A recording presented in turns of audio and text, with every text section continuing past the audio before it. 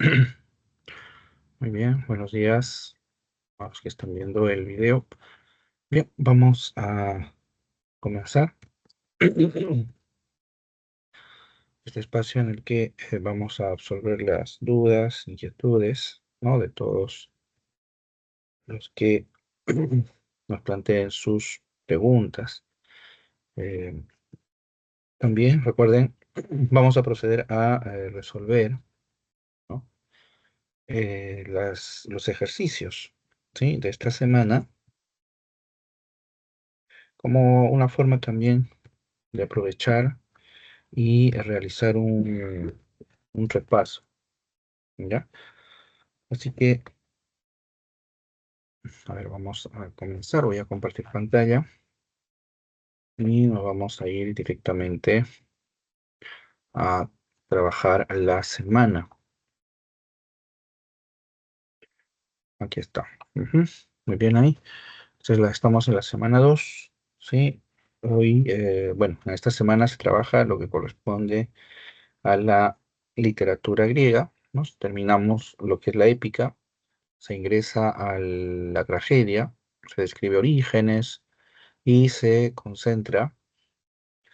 nos concentramos en Edipo Rey, ¿no? De Sófocles, ¿no? Ese es el recorrido que realizamos, ¿no? En esta semana. Muy bien. A esta altura, sí, ya muchos han recibido la sesión, ya sus profesores les han explicado, y ahora sería entonces eh, oportuno, ¿no? Abordar, ¿no? Las preguntas, ¿sí? Muy bien. Ujú. A ver, un segundo. Ya, perfecto. Muy bien. Entonces, vamos a ir resolviendo las preguntas, ¿sí? Muy bien, a ver. La primera pregunta, recuerden siempre, ¿no? El consejo, leer primero el enunciado para identificar bien cuál es el tema de la pregunta, ¿ah? Mientras no sepamos sobre qué nos están preguntando, entonces va a ser muy complicada, ¿sí? La resolución de la pregunta. Eh, Regularmente, si también lo vemos en panorama, no en perspectiva, en tal caso, regularmente las preguntas suelen girar en torno, las preguntas de literatura, ¿no? Suelen girar en torno a el argumento, los temas, ¿no? Eh, Alguna afirmación u opinión sobre la obra, ¿no? Y en algunas ocasiones sobre características, ¿no? Características, por ejemplo, de un movimiento, características de un autor, ¿no? Sobre todo, ¿no? Esos tipos de preguntas son los que abundan, no solamente en las preguntas de la PRE, ¿no? Si nos acercamos a revisar las preguntas del examen de admisión también, ¿no? Nos percatamos que, digamos, esos son los puntos en los que se suelen concentrar las preguntas, ¿no? Por ahí, por supuesto, hay alguna excepción, ¿no? Pero generalmente. Bien, entonces leemos aquí y dice, ¿no? De acuerdo con el siguiente fragmento de la Odisea de Homero, ¿qué tema desarrollado en la obra se desprende? ¿No? Aquí la alusión es clarísima, ¿no? Directa, mejor dicho. La mención del tema, ¿no? Entonces se nos pide identificar el tema, pero ojo, ¿sí? Es importante que tengamos en cuenta, ¿sí? Si nos está preguntando sobre un tema general o un tema particular, ¿no? Luisa, Luisa, ¿qué tal? ¿Cómo estás? Sí, buenos días. Estamos revisando las preguntas de esta semana. Si tú tuvieras alguna inquietud, sí, puedes preguntar, puedes escribir en el chat, puedes activar el micrófono, ¿sí? Para formular tu inquietud en cualquier momento, ¿ya? En cualquier momento. Si me interrumpes, no hay ningún problema, ¿ya? Que de eso se trata este espacio, ¿ya? De preguntar, de absolver las dudas, ¿no? Si no, me acompañas en resolver las preguntas. Pero recuerda, sí, cualquier inquietud, cualquier comentario, bienvenido. Sí, activas el micrófono y participas. Ujú.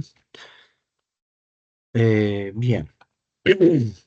Ah, y las preguntas también que me puedas plantear es sobre cualquier tema, no sobre lo que estamos hablando necesariamente, ¿no? Puede ser sobre un tema de la semana siguiente o posterior o de algún examen también que hubiera habido, ¿no? Muy bien, entonces, en la pregunta uno se nos pide identificar el tema, pero decía, hay que tener en cuenta si nos pregunta sobre el tema principal o simplemente nos dice un tema. Acá, por ejemplo, nos dice un tema. ¿Ya? Entonces, eso abre obviamente las posibilidades, ¿no?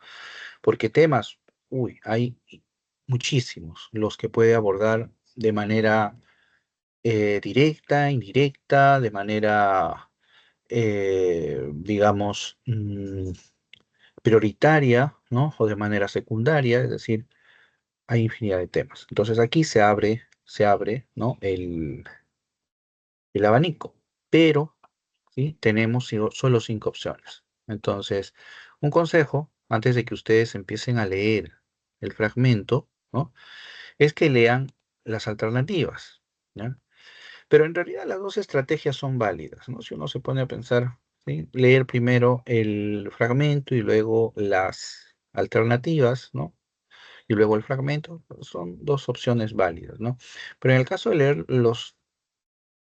a las alternativas primero es para ir descartando, ¿no? Y también para ir más o menos viendo por dónde va la pregunta, ¿ya? Quizás eso, por ejemplo, convenga ahora, ¿ya? ¿Por qué? Porque como no tenemos claro, porque si nos preguntara el tema principal, entonces ya diríamos, allá, a ver, la odisea, el viaje, allá, muy bien. Pero como solamente dice tema y es más abierto, entonces quizá revisando las alternativas podamos ir precisando qué es lo que podríamos buscar, ¿no? En la lectura. Entonces, una revisión rápida, ¿no? Dice, el cariño hacia la familia por parte del rey de Ítaca. Bueno, sí, ese es un tema que está en la obra, ¿no? Ese es el motivo en gran medida por el que Odiseo regresa a su hogar. Así que queda la B, la valentía de Odiseo como medio para sobrevivir. Aquí, por ejemplo, nosotros ya podemos cuestionar, ¿no? Porque, claro, los personajes de la Ilíada y la Odisea tienen múltiples virtudes, ¿no? Pero siempre hay una que descuella y los identifica, ¿no? Así como en la Ilíada, por ejemplo, Aquiles, ¿no? Sobresale por su fuerza, por su destreza, ¿no? En el caso de Odiseo, sobresale por su astucia, ¿no? La valentía, por supuesto, es un mérito también de los personajes de la Odisea o la Ilíada, pero particularmente en Odiseo, lo que sobresale viene a ser la astucia. Entonces, acá podríamos nosotros ya ir eliminando, por ejemplo, ¿no? Esta alternativa. Luego, el amor a la patria que manifiesta el protagonista, ¿no? Muy bien, es muy parecido al uno, ¿no? El cariño, el amor, ¿no? La diferencia está en que en el primero habla de la familia y en el segundo habla de la patria, ¿no? Luego la D dice la búsqueda de la gloria terrenal y la inmortalidad, ¿no? Bueno, esto es poco probable, ¿no?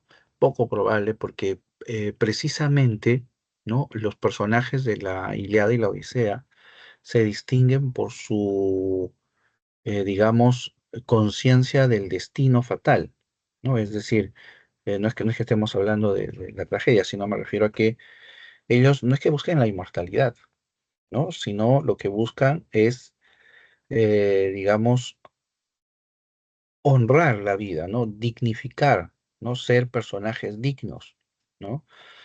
En ese sentido, no buscan la gloria terrenal, buscan la trascendencia, pero no espiritual, ¿no?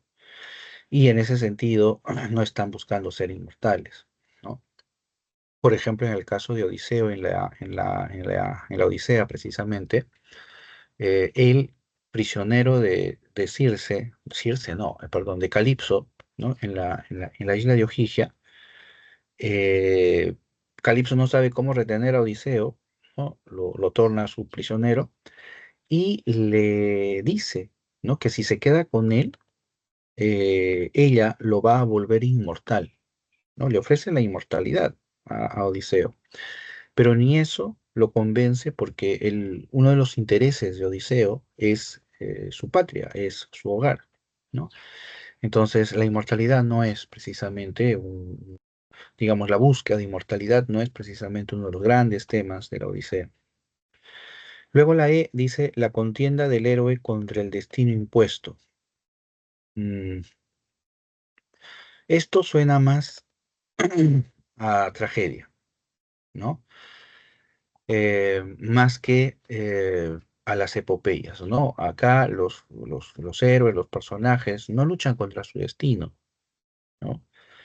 Cosa que sí sucede en los personajes trágicos, ¿no? De ahí precisamente nace su fatalidad, ¿no? Su intención de enfrentar el destino, ¿no?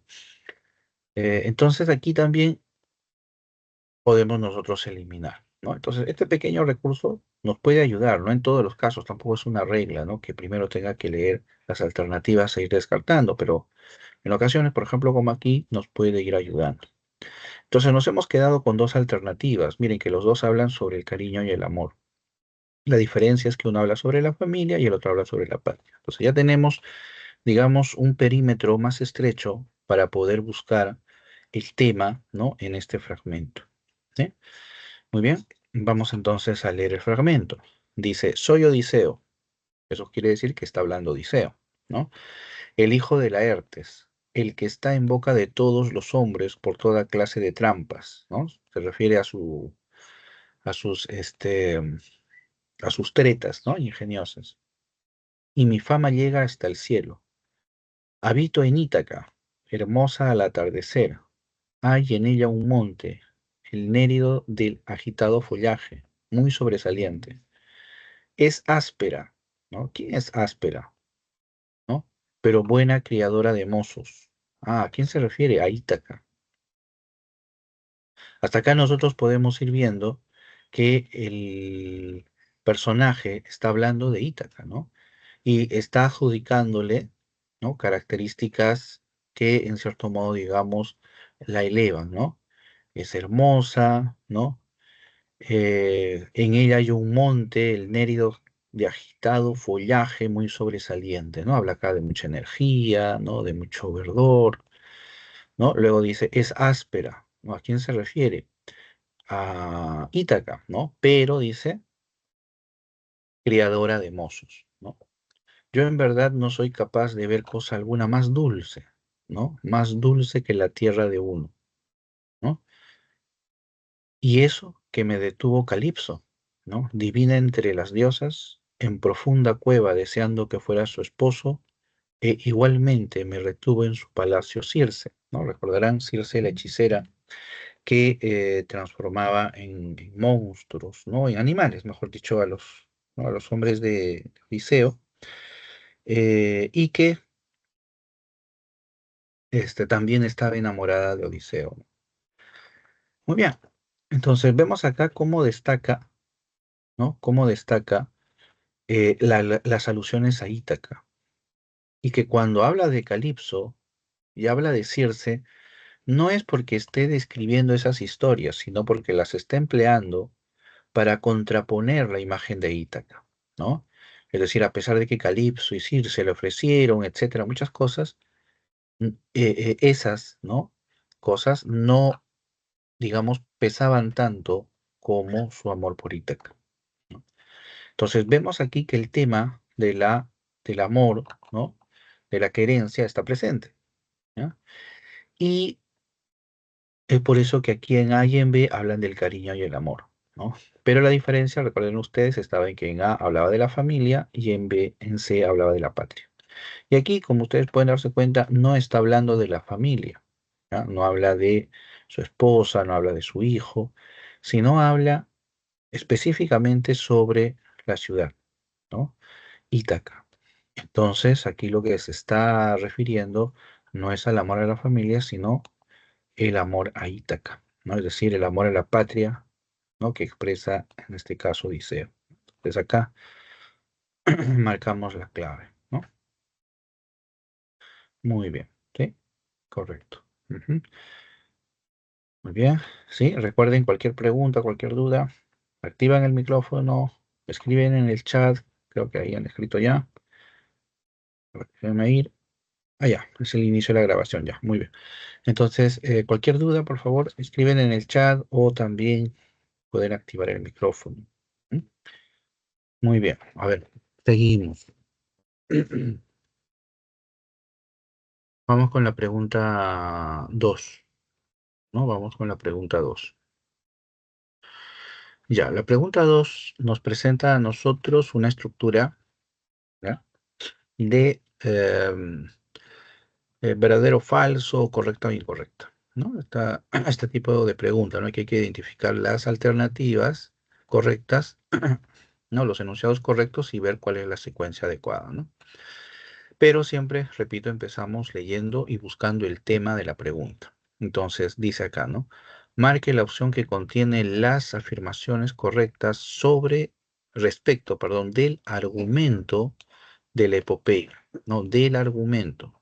Ya no es el tema como en la anterior ocasión, sino en este caso los hechos que acontecen, ¿no? El argumento. Ujú. Entonces, empezamos a revisar e ir contrastando con el argumento, ¿no? Entonces dice, el protagonista retorna a su tierra gracias a la ayuda del rey Asino. El protagonista se refiere a Odiseo, ¿no? Retorna a su tierra gracias a la ayuda del rey Alcinó, ¿no? Claro, más o menos viendo en panorama, ¿no? El viaje de Odiseo, ¿no? Que nos presenta la Odisea, es decir, el poema, ¿no? Hay, digamos, dos eventos muy importantes durante su viaje, ¿no?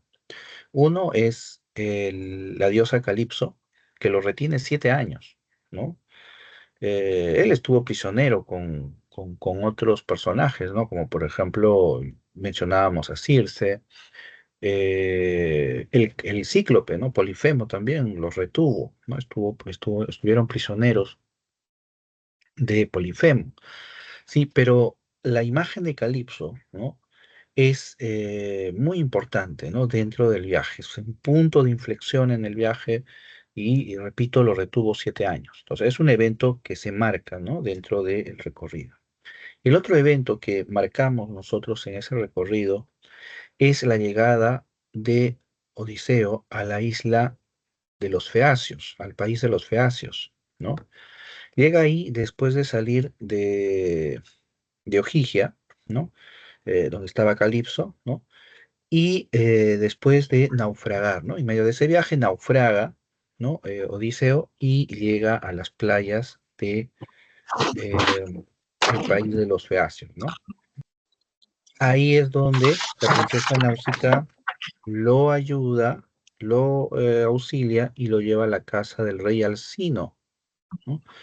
Y Alcino, el rey, al descubrir luego quién era, ¿no? Lo ayuda a regresar a Ítaca, ¿no? Y ahí, con ese empujón, digamos, Odiseo regresa a Ítaca, ¿no? Muy bien, muy bien, bienvenidos. Renzo, sí, adelante. Veo que tienes la mano levantada. Profesor, ¿puede dar las claves, un favor? No la anoté. Las claves. Ah, ya.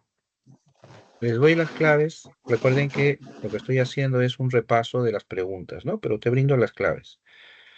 Eh, y a todos también, ¿no?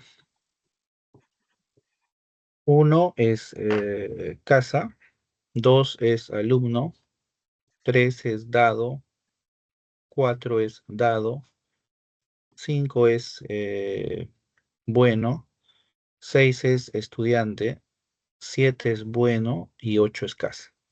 ¿Sí? Ujú. Gracias. Muy bien, Renzo, correcto. Dime, Einar, buenos días. Profe, buenos días. ¿Me puede ayudar con dos preguntas? Por supuesto, dime, ¿son de esta semana? Son de admisión. Ah, ya, claro, entonces las puedes pegar en el chat, porque ahorita no tengo el banco de preguntas del examen.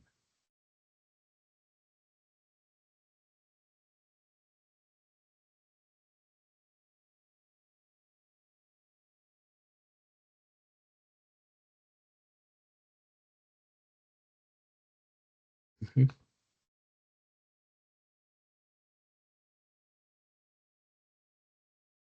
Ahí puedes ponerlo en el chat para revisarlo y comentar también las preguntas, ¿no? Serán preguntas, y me avisas también de qué año son, ¿no? Un poquito como para Ya las ambientar. puse, profe. Son de simulacro. Ah, Profesor, son del Simulacro. simulacro. A ver, ya lo pusiste, me dices, ¿no? Profe, sí. A ver, voy a refrescar el chat. No me aparece. Mm, no me aparece. Creo que demora un poco en subir las preguntas. ¿Es el último simulacro? A ver. Mm, sí, sí. profe, Sí, Renzo. en la 7, el del boletín, ¿por qué no puede ser la D? Ya, a ver, vamos a revisar. Voy a ir viendo, Reiner, ya que se suba al chat, porque no me aparece en el chat a mí. Ya, debe ser un poco que el sistema se demora. Entonces, voy a responder un segundo a la pregunta de Renzo y ahí volvemos a revisar esas preguntas del examen, ¿ya? A ver, la pregunta 7 me dice, acá está. Muy bien, tú me dices por qué no es la D y yo di como clave la B, ¿no? Ya, a ver, vamos a ver. Edipo, ¿no? El fragmento dice, perdón, el enunciado dice, de acuerdo al fragmento citado por la tragedia de citado de la tragedia de Edipo Rey, es correcto colegir en cuanto al argumento, ya, es decir, me pide una afirmación en relación al argumento, pero ojo, dice colegir, ¿ya? Colegir es inferir. Eso me da una pista de que probablemente el tema o la idea que yo tenga que marcar no sea implícita en el texto, es decir, no se dé de modo directo, sino implícita, es decir, que el texto me sugiera, ¿no? Entonces, vamos a ver, dice, Edipo habla, ¿no? Dignos de lástima sois, hijos míos, venís a hablarme porque anheláis algo conocido y no ignorado por mí. Sé bien que todos estáis sufriendo, y al sufrir no hay ninguno de vosotros que padezca tanto como yo. Bueno, hasta ahí se está dirigiendo, al parecer, ¿no? A los pobladores de Tebas y habla sobre un dolor. Algo le han venido a pedir, parece que hay un sufrimiento, ¿no? Y él los está recibiendo, ¿no? Dice, de modo que no me despertáis de un sueño en el que estuvo sumido, en el que estuviera sumido, sino que estad seguros que muchas lágrimas he derramado. ¿Sí? Muy bien. Entonces luego dice, el único remedio que he encontrado después de reflexionar a fondo es el que he tomado. Ya, entonces hay un problema, ¿no? Y él dice, no me sorprende el problema que me plantean, dice, ¿no? Por eso dice, yo ya he sufrido más que ustedes, algo así está diciendo, ¿no? Y luego dice, muy bien, he reflexionado, dice, a fondo, ¿no? Él es el que he tomado, dice, esta decisión ha tomado. Envié a Creonte, ¿sí? Hijo de Meneceo, mi propio cuñado, ¿no? A la morada pítica de Febo. Este dato es crucial en este fragmento. ¿Por qué? Dentro del argumento de Edipo Rey, ¿ya? Creonte se plantea como una suerte de... Creonte no se sitúa en sí como contrincante de Edipo, ¿ya? Pero es un poco la mirada de Edipo la que desconfía luego de Creonte. Entonces hay una cierta contraposición entre los dos, ¿no? Pero al inicio de la tragedia, eh, Edipo, como dice acá, envía a Creonte, ¿no? Envía a Creonte. ¿A dónde? Al oráculo de Delfos, ¿no? Acá dice a la morada pítica de Febo. ¿Por qué lo envía ahí? Dice, a fin de que se enterara de lo que tengo que hacer o decir para proteger esta ciudad. ¿Mm? Es decir, fue envió a Creonte para que pregunte al oráculo qué es lo que él tiene que hacer para poder proteger a la ciudad, dice, de algún mal. No, no nos dice cuál es ese mal, solo sabemos que algo está pasando, ¿no? Y eso es lo que se está aludiendo. Muy bien. Dice, me inquieta que estará haciendo, pues, contra lo que es razonable. Lleva ausente más tiempo del fijado, ¿no? Aquí como que desconfía, ¿no? No dice qué le habrá pasado, ¿no? Que sería, digamos, una desconfianza, ¿no? De preocupación, ¿no? Pero acá no, ¿no? Me inquieta qué estará haciendo, ¿no? Es decir, es una desconfianza de, oye, algo malo puede estar tramando, ¿no? Luego dice, ¿sería yo malvado si cuando llegue no cumplo todo cuanto el Dios manifieste, es decir, cuanto el Dios pida? Entonces, miren ustedes, eh, aquí, ¿ya? Se está refiriendo a este evento que está al inicio, donde Creonte va a la morada de Delfos ¿a preguntar qué? Y ahí es donde surge la inferencia, porque recuerden que la pregunta nos dice colegir, ¿no? ¿Qué se infiere? Entonces, ¿qué es lo que se infiere de esa secuencia? Que Creonte ha ido a preguntar por qué hay una peste en Tebas. Ese es el motivo, ¿no? Creonte va a preguntar eso, ¿no? Edipo le ordena. Y es que los tebanos le exigen a Edipo liberar a Tebas de la peste, ¿no? Una peste que, como ustedes recordarán, es producto del asesinato de Layo, ¿no? Los dioses castigan la ciudad porque los tebanos no han vengado la muerte de Layo. Entonces, esa es la idea que se está sugiriendo acá, ¿no? Entonces, empezamos a revisar las alternativas. Dice, A, Edipo se despide de la ciudad antes de ser desterrado, ¿sí? Aquí lo único que no encaja o lo que, digamos, permite eliminar la alternativa A es precisamente lo que he subrayado acá, el envío de Creonte, ¿no? Cuando Edipo se va, ¿sí? De Tebas, eh, encarga, ¿sí? A Creonte la ciudad, ¿ya? En cambio acá está hablando de que Creonte se ha ido y eso sucede en la primera parte de la obra. Entonces, no puede ser la B. Dice, una terrible peste agobia a los ciudadanos de Tebas, ¿no? Esta es la clave, ¿no? Como estábamos comentando, se alude, ¿no? Porque ¿cuál es el terrible mal del cual todos se quejan? La peste. ¿A dónde envió Edipo a Creonte? Pues al oráculo para que le pregunte qué pasa con la peste, ¿no? ¿Cómo la pueden eliminar? Y eso es lo que al final señala Edipo, ¿no? Cuando dice, bueno, lo que diga el Dios, lo haré, con tal de eliminar la peste, ¿no? ¿Por qué no la sé? Apolo y Creonte decretan el castigo para el soberano.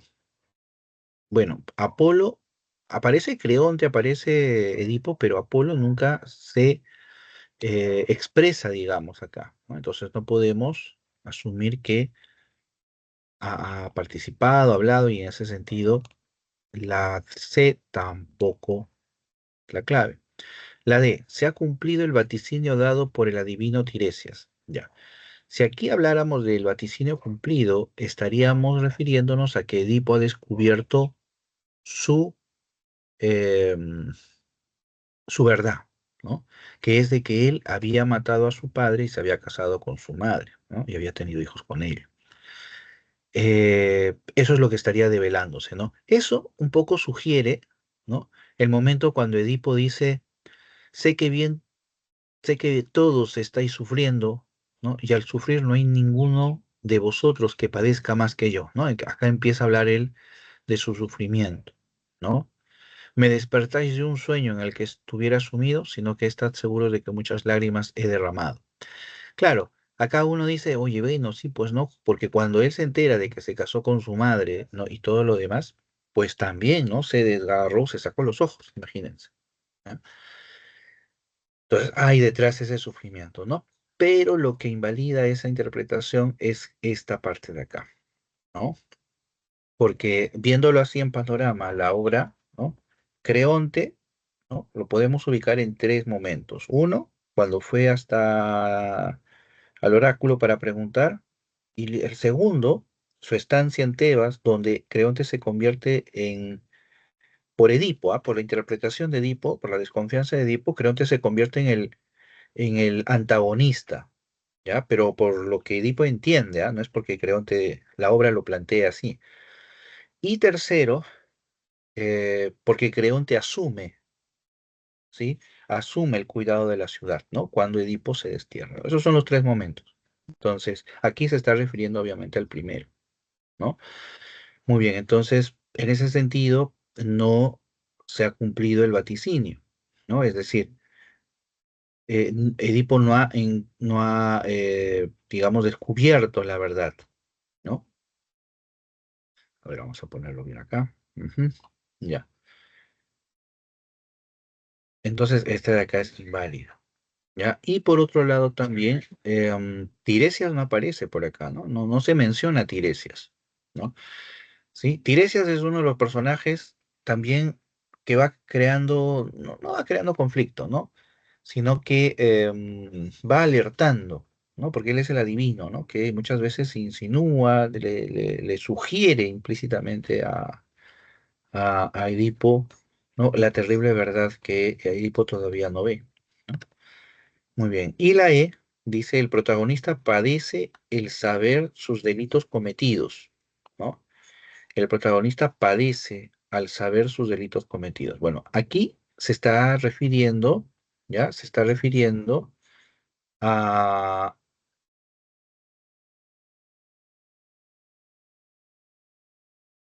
haberse casado con su madre y matado al padre. Pero en el momento del fragmento, Edipo todavía no lo sabe, ¿ya?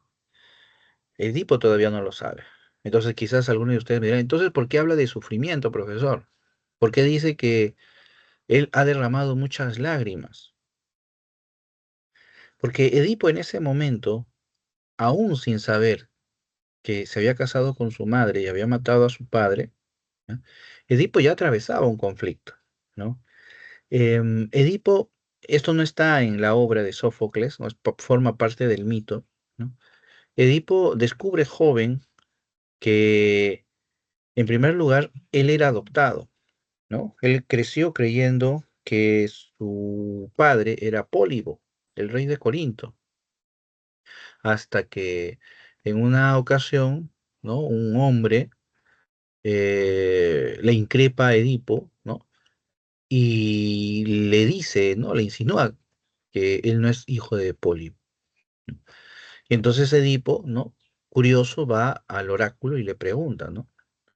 Y el oráculo le responde ahí el destino, ¿no? El destino fatal, ¿no? Que él matará a su padre, que se casará con su madre, etcétera, ¿no?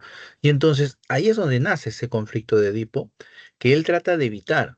Y por eso es que cuando sale del oráculo, Edipo decide no regresar a Corinto, ¿no? Sino toma el otro sentido del camino, ¿no? Y se va por una vía que lo termina llevando a Tebas, ¿no? Entonces, a eso se refiere Edipo cuando habla aquí de su dolor y de su sufrimiento, ¿no? De la conciencia de ese destino que él creía, ¿no? Que estaba, al cual estaba él entregado, pero que del cual él intentaba huir, ¿no? Por eso tuvo que abandonar su casa, ¿no? Entonces, a eso se refiere. Entonces, por eso la clave es la B, ¿no? La clave la B. Muy bien. Muy bien, Einer, ahí veo la pregunta, ahora sí. Ya creo que ya llegó. Sí, se demora la pregunta bandida. Muy bien, vamos a ver acá. Em, bueno, todos pueden acompañarnos, ¿ya? Está en el chat de la pregunta, ahorita no lo puedo compartir, pero todos pueden acompañarnos con la pregunta, ¿no? Que está en el chat. A ver, son dos preguntas. Ya, una es con fragmento. A ver, vamos a leer el enunciado.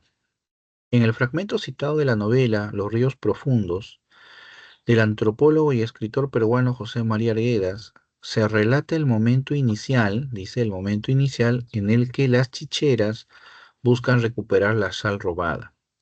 Respecto del pasaje citado, infiera la opción correcta, es decir, nos está pidiendo una afirmación que se colige del fragmento, es decir, que se infiera, ¿no? Que el texto sugiera, ¿no? Muy bien. Entonces, aquí no vale leer las alternativas. Aquí de frente hay que ir al fragmento y luego ir, sí, ya verificando cada alternativa. Entonces nos vamos al fragmento. Está en quechua, ¿no? Manan, kunan, kayam, suarku, dice. Y entre paréntesis la traducción. No, dice, solo hasta hoy robaron la sal. Hoy vamos a expulsar de Abancay a todos los ladrones. Gritad, mujeres, gritad fuerte, que lo oiga el mundo entero. Morirán los ladrones. Las mujeres gritaron. Kunan, misuaraku, wankuñaku. Traducción, ¿no? Hoy van a morir los ladrones. Cuando volvieron a repetir el grito, ya ahí está la voz del narrador. Claro, acá está narrando Ernesto, ¿no? Cuando volvieron a repetir el grito, yo, se refiere a Ernesto, repito, ¿no? Que Ernesto es el narrador, yo también lo coreé. El Marcaj me miró asombrado, ¿no? Recuerden, el Marcaj es uno de los personajes de la novela, que es el compañero, el amigo, digamos, de Ernesto en el colegio, ¿no? El Marcaj se convierte, repito, en su amigo, se compenetran mucho los dos, ¿no? Y el Marcaj muchas veces lo acompaña, ¿no? En estas pequeñas aventuras que tiene Ernesto. Entonces, el Marcaj me miró asombrado. Oye, Ernesto, ¿qué te pasa? Me dijo. ¿A quién odias? ¿No? A los salineros ladrones, pues, le contestó una de las mujeres, ¿no? En ese instante llegó hasta nosotros un movimiento de multitud como un oleaje, ¿no?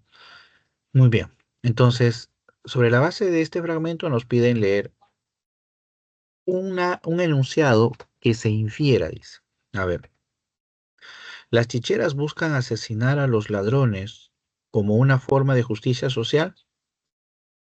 Eh, bueno, dice que morirán los ladrones, ¿no? Buscan asesinar a los ladrones como una forma de justicia social. Bueno, las chicheras, si están hablando, buscan asesinar a los ladrones. Bueno, sí, morirán los ladrones como una forma de justicia social. Bueno, hasta ahí parece que fuera la clave la A, ¿no? Porque sí, se condice, ¿no? Pero vamos a ver, ¿ya? B. El protagonista principal rechaza a los salineros tanto como a las indias de Patibamba, ¿no? Eh, para empezar, no se menciona a las indias de Patibamba acá, ni tampoco hay un punto de comparación. Es decir, como nos pide una inferencia, obviamente no es necesario que nos mencione directamente a las indias de Patibamba, pero tiene que Profe, haber de todas maneras un gancho, un vínculo. Sí, díganme. profe, esto de la, de este fragmento, a qué escena pertenece de la obra? ¿No es esto a Patibamba? No, no, las mujeres que están gritando acá son las chicheras. ¿Quiénes son las chicheras? Las chicheras, ¿no? Porque se especifica, ¿no? A ver, déjame ver, antropólogo. Acá está, ¿ven? El enunciado dice, en el que las chicheras buscan recuperar la salvada, ya. Las mujeres de Patibamba y los indios de Patibamba, ¿ya? Son seres que Ernesto contempla como lejanos, extraños, porque son seres explotados, taciturnos, ¿no? Bastante huraños, ¿no? Así los ve. Caso contrario es la imagen de las chicheras. Las chicheras son las mujeres que, digamos, eh, son dueñas de las chicherías, ¿ya? Qué obvio dirán. ¿Qué eran las chicherías? Las chicherías eran unos lugares por los caminos donde los viajantes se detenían, ¿no? No eran propiamente cantinas, ¿no? Eran lugares de descanso, de alimentación, de bebida. Y Ernesto, al escaparse del colegio, le gustaba irse siempre a las chicherías. ¿Por qué? Porque sobre todo ahí, además de toparse con los indios viajantes, se topaba con los músicos. El factor de la música es muy importante en la novela Los Ríos Profundos, ¿no? Porque es un recurso de vinculación del personaje de Ernesto con la naturaleza. Entonces, a él le gustaba irse ahí. Entonces, las chicheras son personajes diferentes a los de los indios de Patibamba. Es más, las chicheras no son indias, las chicheras son mestizas. Eso también es un elemento que la novela también puntualiza. Y contrario a los personajes de la Hacienda Patibamba, las chicheras son guerreras, ¿no? Las chicheras, a ellas les quitan la sal, ¿no? Hay que entender que la sal en el mundo que describe Arguedas no es solo un condimento. La sal es un recurso de sobrevivencia muchas veces, ¿ya? Porque no solo lo usan, repito, como condimento, no lo usan también, por ejemplo, para la conservación de los alimentos. Entonces, quitarles la sal era pues ¿no? Un mal que les estaban haciendo. Entonces las chicheras se rebelan y sí, asaltan la hacienda porque ahí estaba la sal y hurtan la sal, ¿no? Y entonces llega el ejército, ¿no? Y las empieza a perseguir. Sí, y la imagen de Ernesto que ve en las chicheras es la imagen de la revolución, el cambio, ¿no? Porque Ernesto vive en el colegio que es una suerte de metáfora de la sociedad eh, deshumanizadora, de la sociedad injusta, de la explotación, del abuso, ¿no? Ese es el mundo del colegio, ¿no? Entonces Ernesto ve en la imagen de las chicheras rebeldes esa imagen de transformación, por eso inclusive él intenta huir con ellas, ¿no? Irse con ellas, ¿no? Eh, ¿No? Entonces, esa es digamos, la diferencia, ¿no? Entonces, cuando en la B dice el protagonista principal rechaza a los salineros tanto como a las indias de Patibamba, eh, es una interpretación que no se infiere del fragmento, ya que no se infiere del fragmento. Ahora, si nos ponemos a ver en la obra, hay un rechazo de Ernesto por los salineros, sí, pero no por las indias de Patibamba. No es que Ernesto las rechace, ¿no? Sino que él las ve extrañado, ¿no? Extrañado, ¿por qué? Porque él tuvo una experiencia, ¿no? En una comunidad y tiene una imagen del personaje andino, de la mujer andina. Entonces, él, ante las indias, ¿no? De Patibamba, ¿no? Totalmente taimadas, ¿no? Por la explotación y demás. Entonces, él siente esa extrañeza, esa rareza con ellos, ¿no? No es que las rechace. Entonces, por eso inclusive la B no podría ser, ¿no? Entonces, y además porque no se colige del fragmento, ¿no? La C dice, el narrador describe a las cholas de Patibamba como mujeres imprudentes y pasivas, ¿no? Nuevamente volvemos a la idea de que aquí no se está hablando de las mujeres de Patibamba, ¿no? Se está hablando, dice, de las chicheras, no está hablándose de las chicheras, ¿no? Entonces, tampoco la C. La D, el marcaj apoya la rebelión de las mujeres y por ello las acompaña en la marcha. Bueno, acá se introduce el personaje del marcaj, acá en la línea casi al final, pero de él se describe simplemente que mira asombrado a Ernesto, ¿no? Y le dice, oye, ¿qué te pasa? Le dice, ¿a quién odias? Nada más. De ahí el marcaj no interviene. No hay otra acción del marcaj. Entonces no se puede inferir la D tampoco. No hay ningún gesto, ninguna palabra que nos permita inferir que él esté apoyando a las mujeres, a las chicheras. Y es más, que se quiere unir a ellas.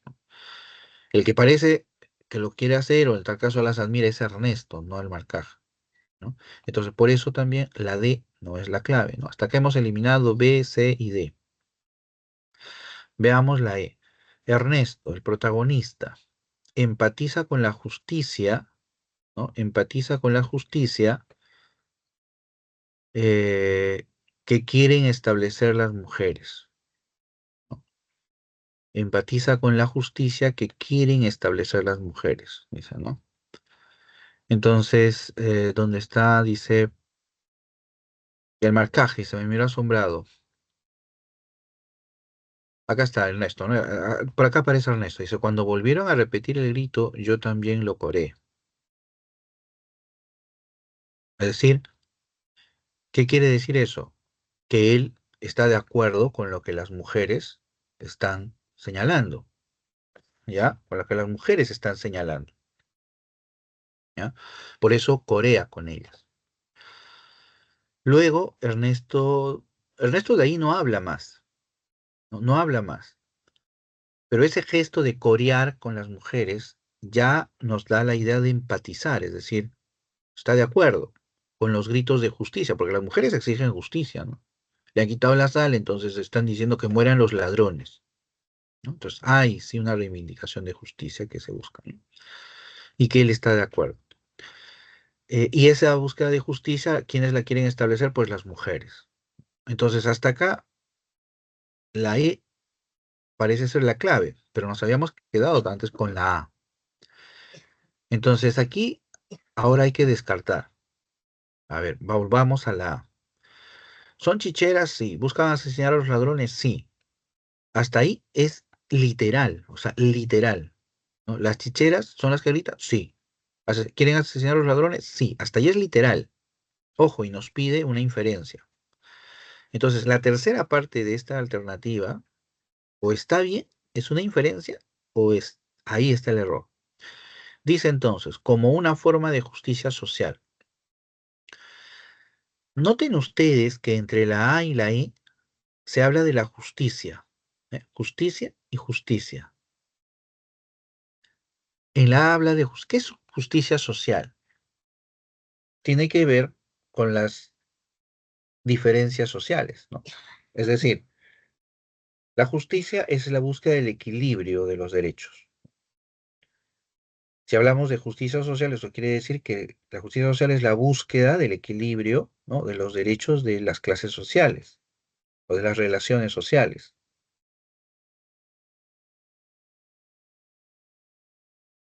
¿no? Es decir, el rico, el pobre, el criollo, el mestizo, el indio, el hacendado, ¿no? Son los sujetos sociales, ¿no? Y estos conviven en relaciones de injusticia y entonces la justicia social viene a tratar de reivindicar los derechos. Esa es la idea. Pero ¿qué es lo que piden las mujeres? Las mujeres piden matar a los ladrones. El ladrón no es una clase social. Tal vez si el enunciado hubiera dicho maten a los hacendados, o no, mueran los ricos, mueran los pobres, no sé, ¿no? Alguna alusión a alguna clase social, podríamos entonces hablar de justicia social. Tal vez si dijeran, alto a la explotación, no abusen, ¿no? Podríamos hablar de justicia social. Pero aquí solamente se está pidiendo que maten a los ladrones, ¿no? Y el ladrón, repito, no es un elemento social. Es decir, no forma un grupo social. O sea, no hablaríamos aquí de justicia, ya se están pidiendo simplemente que les devuelvan la sal. Entonces aquí la inferencia de la A no sería válida, ¿no? Es decir, que ellas protestan por la justicia social. Entonces, con eso la A se elimina y nos quedaríamos con la E, ¿no? Y entonces la E sería la clave en este caso. ¿Sí? Muy bien, ¿queda claro? ¿Sí? Cualquier pregunta, duda. Muy bien, vamos con la 50. Dice, respecto de los temas y mecanismos de producción de la novela El ingenioso hidalgo Don Quijote de la Mancha, ¿ya? De Miguel de Cervantes, señale el enunciado incompatible. ¿Ya? Nos lleva al Quijote, pero noten, por favor, acá hay una trampa. ¿Ya? Esta es una trampa. ¿Por qué? Porque nos pide el enunciado incorrecto. ¿Ya? El enunciado incorrecto. ¿Ya? ¿Por qué es una trampa? Y cuando ustedes vean este tipo de preguntas, siempre tienen que andar con cuidado. ¿Por qué? Miren, nuestra mente, permítanme expresarlo como con una metáfora, ¿ya? Eh, nuestra mente es como cuando nosotros, pensar es como cuando nosotros caminamos, ¿ya? Cuando pensamos de manera asertiva, ¿ya? Es como caminar hacia adelante, ¿no? Es como aprendimos, es fácil, es cómodo, pero Pensar en negativo, es decir, por ejemplo, como acá, ¿no? Buscar lo incorrecto, lo incompatible, ¿ya? Es como caminar hacia atrás, de espaldas, ¿ya? Se puede hacer, pero es difícil. Y si te distraes, te caes. Lo mismo sucede en nuestra mente, ¿ya? Si nosotros pensamos, empezamos a reflexionar, ¿ya? Eh, en negación, digamos, ¿no? Nuestra mente se confunde, ¿no? Por eso hay que prestar mucha atención y tener mucho cuidado con ese tipo de preguntas, ¿ya? Entonces nos está pidiendo lo que no corresponde con el ingenioso Hidalgo. Entonces vamos con a ver, dice, es una novela barroca. Un consejo, ¿sí? Cuando ustedes lean, en los exámenes de admisión, se les ha dado la moda de escribir enunciados extensos, ¿ya? Entonces, para ese tipo de situaciones, hay que procurar analizar frase por frase, ¿ya? Por ejemplo, acá nos piden verificar si es compatible o no. Bueno, nos piden lo incompatible. Entonces, hay que analizar frase por frase. Por ejemplo, en una novela barroca, ¿es una novela barroca? Bueno, sí, es una novela barroca. Perfecto. Que se desarrolla en un único nivel narrativo. Que se desarrolla en un único nivel narrativo.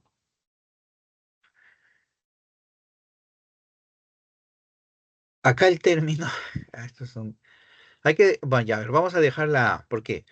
Porque único nivel narrativo uno lo puede interpretar de varias maneras. Claro, o sea, no es un término, ya por ahí tal vez porque es ambiguo, podríamos decir que no es la A, ¿ya? Porque es un nivel narrativo. ¿A qué se refiere? ¿Nivel del narrador? ¿Nivel de, eh, digamos, de los planos, ¿no? En el que se va narrando las historias? Eh, Quizá puede ir por ahí, pero ya yo desconfío. Yo creo que no es la A, pero vamos a dejarlo ahí. La B. La A, o sea, no la puedo afirmar, pero tampoco la puedo descartar de plano. La estoy dejando no porque parezca ser la clave, sino porque es muy ambigua. Vamos a dejarla ahí. Vamos por la B. Dice, los temas principales son el amor, la justicia, la aventura y la muerte. A ver, los temas principales son el amor, la justicia, la aventura y la muerte. Ajá, ajá. Podría ser el amor, justicia, ¿no? No sé si principales, ¿no? Habría que reflexionar, pero la muerte. No digo que no se hable, ¿no? En la obra sobre la muerte, pero no es un tema recurrente, ¿no? O sea, el tema del amor está muy presente, ¿no? Hay inclusive capítulos, ¿no? Donde se habla sobre este sentimiento, ¿no? Y lo que siente, inclusive, aunque habría que ver si es amor o no, ¿no? Lo que siente el Quijote por Dulcinea, ¿no? La justicia, bueno, sí, que es lo que el Quijote busca, ¿no? De ahí que emprenda sus aventuras, y la aventura, ¿no? Obviamente, ¿no?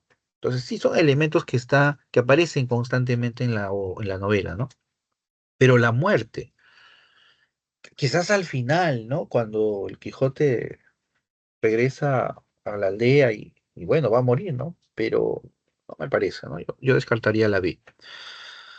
C, los personajes, que sea principal, me refiero a un tema principal de la novela. Entonces, no, descarto la B. C, los personajes de la novela pertenecen a clases sociales diferentes.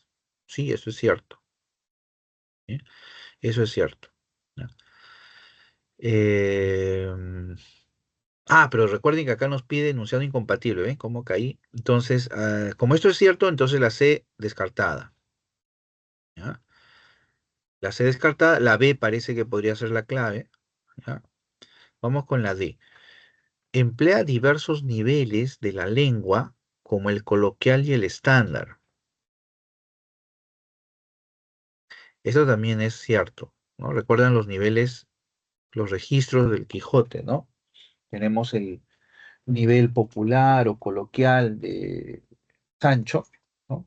El señorial del Quijote, y al nivel que podríamos llamar estándar de el narrador, ¿no? Entonces, sí, eso es verdadero también. Así que la D tampoco es la clave.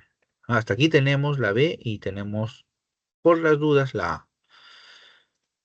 La E. El universo de la novela está construido a partir de varias antinomias. ¿Qué son antinomias? ¿Sí? Es un término poco común, pero que está en el libro de la PRE, y que nosotros cuando dictamos solemos emplear ese término, ¿no? La antinomia. La antinomia es son contrastes que se oponen, es decir, que se enfrentan, ¿ya? Antinomia, ¿no? Entonces, sí, ¿no? La novela precisamente ese es su rasgo más característico, ¿no? Se centra, ¿no? en, la novela se centra en contraponer precisamente conceptos como la locura, la cordura, el ser, el parecer, ¿no? La realidad, la ficción, ¿no? Y así otros más podríamos ir recordando, ¿no? Y sobre la base de esas oposiciones es como se funda, ¿no? El desarrollo de las historias, ¿no? El Quijote mismo, ¿no? Que para viendo molinos, perdón, para viendo gigantes en vez de molinos, ¿no? Ejércitos en vez de ovejas, ¿no? Ladrones en vez de mercaderes, etcétera, ¿no? Entonces, sí, entonces la C, la D, la E, sí son,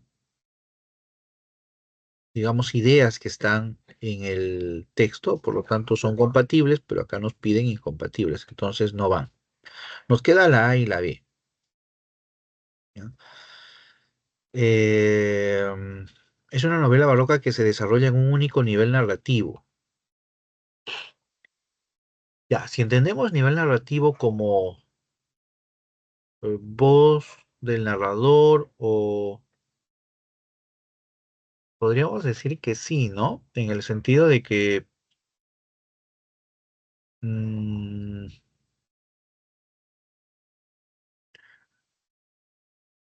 pero ahí inmediatamente se me viene a la mente cuando se narran, por ejemplo, la historia de Crisóstomo, ¿no?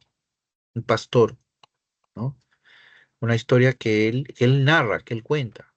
Entonces hay otro nivel narrativo ahí, ¿ya? Porque está el relato principal, ¿no? El del narrador, ¿no? De la novela. Y luego de pronto un personaje empieza a contar su historia. Entonces ese personaje que cuenta su historia es otro nivel narrativo. Lo podemos entender así. Pero lo que pasa es que la A es un poco ambiguo, es un poco ambiguo este término de nivel narrativo. Ya, en tal caso, a ver, si me permiten un segundo,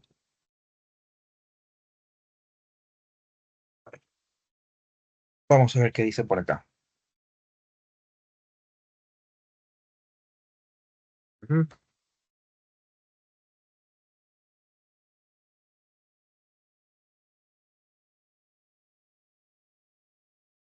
Acá estamos. A ver. Ujú.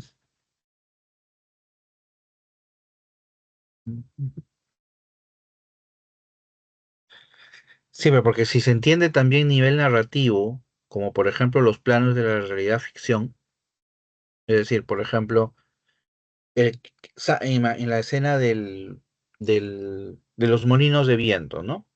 Sancho ve unos molinos, ¿no? Y ve entonces a su amo que se va a enfrentar a un molino. Y Quijote ve gigantes. Y él se va a enfrentar a gigantes. Ahí tenemos dos planos diferentes, ¿no? Pero acá habla de nivel. Creo que ahí la pregunta debió de ajustarse un poquito. A ver. Ujú. A ver si saca algo sobre eso.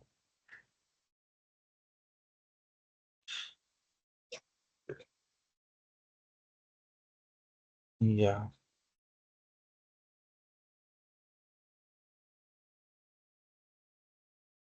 Lo escribo así.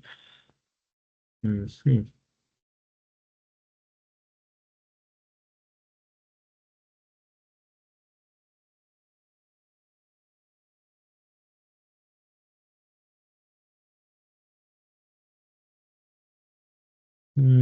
Ya, ya. Yo creo que ya lo dictamino de esta manera. Me parece que la clave es la B, ya por lo que expuse hace un momento. Es decir, el tema principal de la novela es este conflicto entre el pragmatismo y el idealismo, ¿no? Ese es el tema principal, ¿no? Toda la historia se estructura, todo el relato se estructura sobre esa, esa antinomia, digamos, ¿no? El sentimiento del amor, el sentimiento de o la búsqueda de justicia, mejor dicho, ¿no? El deseo de aventura, la muerte misma, ¿no? Se construye sobre la base de ese mundo que se plantea, ¿no? Contrapuesto entre el idealismo y el pragmatismo, ¿no? Entonces, la B no son temas principales, ¿no? Eh, Profe, y en ese sentido, la A, pues sería a nivel narrativo. Dime, dime. ¿a qué se refiere con nivel narrativo? O sea, ¿diferentes narradores o...? Ese es el punto justo. Por eso decía, esta es muy ambigua esta alternativa, ¿no? Porque el concepto uno lo puede interpretar de varias maneras, ¿no? Quien lo construyó debe estar pensando en A y yo lo interpreto de otra manera, ¿no? Por ejemplo, nivel narrativo tiene que ver con el narrador. Y yo lo entiendo en el sentido de que cuando hay un narrador, ¿ya? Te está contando una historia, pero dentro de esa historia hay un personaje que te cuenta otra historia. Y entonces el nivel narrativo cambia. Habría un segundo nivel, ¿no? Porque los niveles, ¿ya? Se refiere también a jerarquías, ¿no? Es como los pisos, ¿no? Un piso, segundo piso, primer nivel, segundo nivel. Este de acá está sobre el anterior. Entonces, pensemos, por ejemplo, en Las Mil y una Noche de Sherezade, ¿no?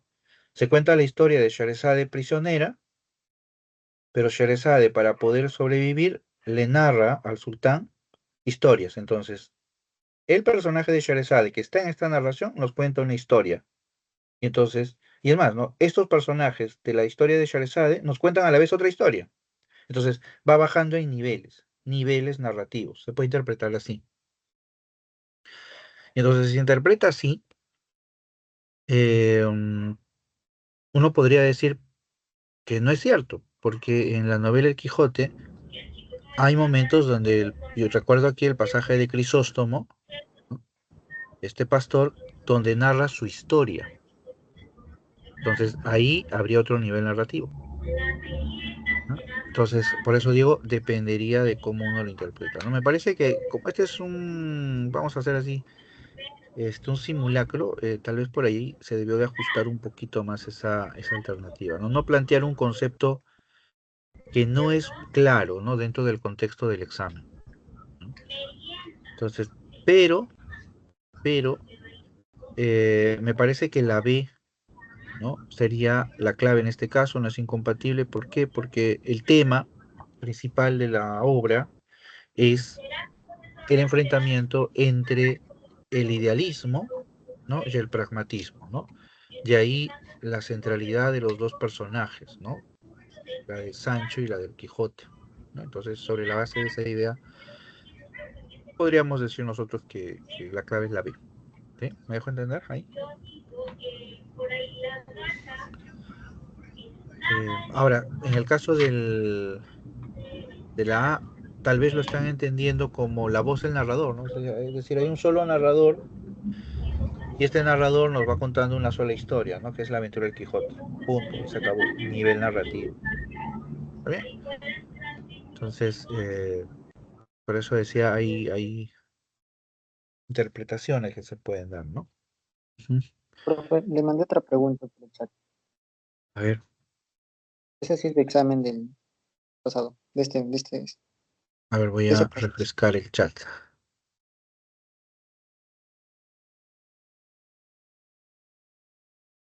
A ver. Vamos a esperar un rato porque demora. La anterior pregunta se demoró, mira, se demoró casi 10 minutos. Profe, entonces, ¿me puedo responder una pregunta? En la novela El mundo es ancho y ajeno, el personaje del Piero Vázquez cumplía la función de un narrador oral en la novela. El Fiero Vázquez, de un narrador oral. Sí. No, tendría que ver la pregunta, ¿no? Pero no, en principio no, ¿no? El Fiero Vázquez, su figura ahí radica en el hecho de, de ser el bandolero, ¿no? La imagen, la encarnación del bandolero. Ahora, si se refiere a que él es un narrador oral porque cuenta sus anécdotas, bueno, todos los personajes de la novela son narradores orales en tal caso, ¿no? Pero si se refiere a que es narrador oral porque, digamos, él es una suerte de cuentacuentos, algo así, bueno, tampoco, ¿no? Porque él es el bandolero, ¿no? Entonces, yo creo que no, esa afirmación no sería compatible, ¿no? Ujú. Profesor, Dime, te escucho, Renzo. eh, en el material del boletín, en la pregunta 2 y 5, ¿de dónde sacan esa teoría? O sea, porque no es para interpretar nada, sino está medio confusa porque es historia, creo, de Mm. la obra, algo así. Claro, en el caso de la 2, justo que estábamos comentando, tiene que ver con el argumento, ¿no? Entonces, lo que nos plantea, o sea, la pregunta nos plantea que nosotros identifiquemos cuáles de estos enunciados están aludiendo al argumento del, de la obra, ¿no? Entonces, aquí lo que hay que hacer es leer y cotejar con el argumento de la obra, ¿no? Porque lo hemos leído, que nos la han explicado, ¿no? Entonces, por ejemplo, ¿no? En la alternativa uno, en el enunciado uno, dice el protagonista retorna a su tierra gracias a la ayuda del rey Alcinó. Entonces, eso es verdadero, porque en la obra, en la historia, llega Odiseo a la isla del país de los Feacios, donde el rey Alcinó lo recibe, y luego de enterarse de quién es él, de quién es Odiseo, lo ayuda a regresar a Ítaca, ¿no? Entonces, ahí tenemos nosotros un cotejo adecuado, ¿no? Con el poema, ¿no? Luego, a ver ahí, ya, luego, en la 2, ¿no? Le dice, la ninfa Calipso retiene 7 años al héroe Odiseo en la isla de Ojigia, ¿no? Esto también es cierto, ¿no? Calipso, ¿no? La ninfa, enamorada de Odiseo, lo aprisiona, digamos, en la isla durante 7 años, ¿no? Los 7 años de los 10 que Odiseo demora en regresar a Ítaca. Entonces, también es verdadero, ¿no? Este y este son verdaderos, ¿eh? Muy bien. La 4 dice, ¿no? La fiel Penélope le ordena a su esposo que mate a los pretendientes, ¿no? Ay, sí, la matanza de los pretendientes, es cierto. Ah.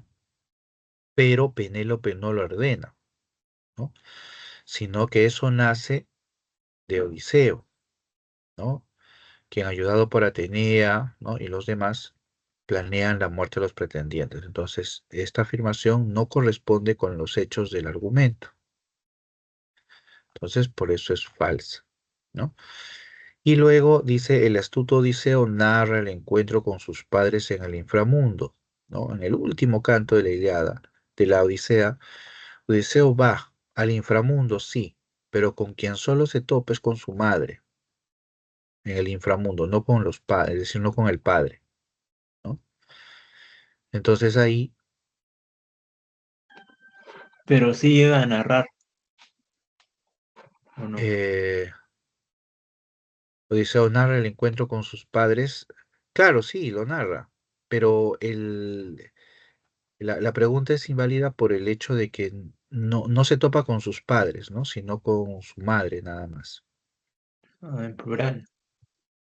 Ah, Está, digo, en plural, por eso. Ah, claro, está en plural, porque está hablando del, como que si Odiseo, perdón, se hubiera topado con su padre y con su madre, ¿no? Pero no fue así, pues, ¿no? Él solamente se encontró con su madre. Y Entonces, de las ahí que 5 claro, vamos con las 5 acá. Las 5 también aquí dice, marque la alternativa que contiene la secuencia correcta sobre el origen y las características de la tragedia, ¿no? Entonces ya no es argumento, sino origen y características, ¿no? Entonces dice, el coro estaba dirigido por un solista denominado Corifeo, ¿no? Entonces aquí recordamos brevemente los inicios de la tragedia, ¿no? Los inicios de la tragedia nos lleva a recordar estas celebraciones, estos rituales que se desarrollaban en torno a Dionisos, donde un grupo de hombres, ¿ya? Cantaban. A ese grupo de hombres es el al cual le llamamos el coro, ¿va? Porque todos cantaban al unísono, a una sola voz. Y ese coro estaba dirigido por un solista, ¿ya? A ese solista se le llamaba corifeo, ¿no? Entonces, ahí el enunciado es correcto, es verdadero, ¿no? Porque era así como se disponía, ¿no? El coro y el corifeo, ¿no? Entonces, como este es verdadero, tenemos la opción A, la opción B, la opción C y la opción E como probables, ¿no? Todas las demás, las que empiezan con falso, no son la clave, ¿no? Muy bien. Luego la 2 dice, la presencia del coreuta permitió la aparición del actor.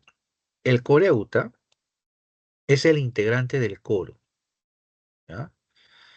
¿Sí? El coreuta es el integrante del coro, así se le llamaba, ¿sí?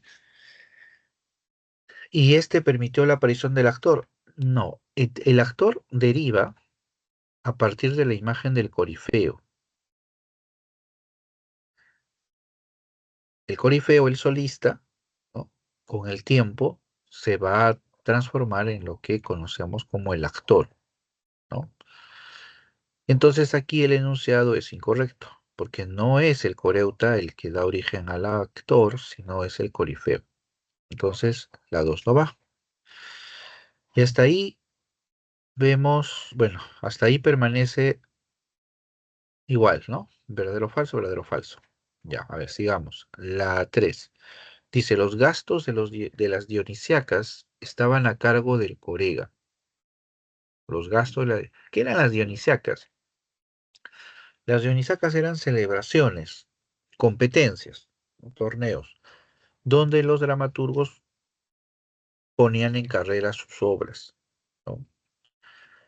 Y estas obras se representaban durante esas grandes dionisiacas. Y la representación de las obras eh, exigía, ¿no?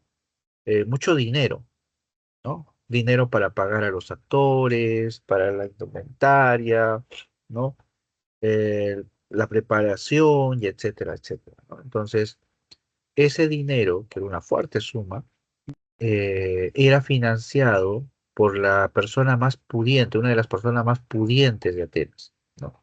Ese cargo de financista, digamos, en la representación, ese cargo llevaba el nombre de corega, ¿no? Corega.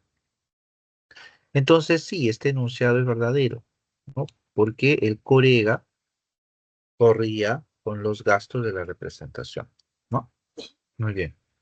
Entonces, hasta ahí tenemos la B, la C no, porque la tercera dice es falsa, y tenemos la I. Muy bien, la siguiente se define entonces. La 4 dice, el ditirambo es un canto en homenaje a los dioses griegos. El ditirambo sí es un canto de exaltación, de festejo hacia la imagen de una persona, ¿ya? Pero en el caso del origen de la tragedia griega, ¿ya? Los ditirambos que dan pie a la evolución de la tragedia son los que se entonaban en homenaje a Dionisos, ¿ya? No a todos los dioses griegos, sino a Dionisos. Entonces, en ese sentido, esta alternativa es falsa, ¿no? Y por lo tanto, la alternativa que nos queda es la B, ¿no? Esa es la idea. Entonces, las preguntas, lo que pasa es que aquí las preguntas exigen que nosotros recordemos, ¿no? Y cotejemos con con la obra misma, ¿no? Ese es el punto, ¿no? Tal vez por eso siempre hay que hacer un pequeño ejercicio más. ¿Mm? Muy bien. Eh, Solo de ahí van a sacar las preguntas del examen, ¿no? No van a poner otros datos extra, ¿o sí? eh, claro, no, todo lo que esté en el temario, y en este caso en la obra, entonces, es lo que se va a preguntar, ¿no? Eh, y siempre se trata de preguntar cuestiones, digamos, relevantes, generales de las obras, ¿no? No nos preguntan detalles como, cuál era el nombre de la madre de Odiseo o qué imágenes se representaban en los escudos de los Ajax en la Ilíada, ¿no? O sea, ese tipo de detalles, ¿no? No se pregunta, ¿no? Sino cuestiones generales, temáticas, características, ¿no? Eso es lo que se pregunta, ¿no? ¿Qué es lo que en el fondo desarrollamos nosotros en el boletín, ¿no? Ujú. Muy bien. La Eh, tragedia es épica, ¿no? O muy buena pregunta. Claro, si vemos nosotros la clasificación de los géneros, ¿ya? La épica se caracteriza porque narra historias, ¿no? La épica, ¿no? Narra, relata historias. La tragedia, ¿sí? No narra, ¿ya? Porque para ello tendría que haber un narrador. O sea, en la tragedia hay una historia, ¿ya? Hay una historia, ¿ya? Como también la hay en la épica, ¿sí?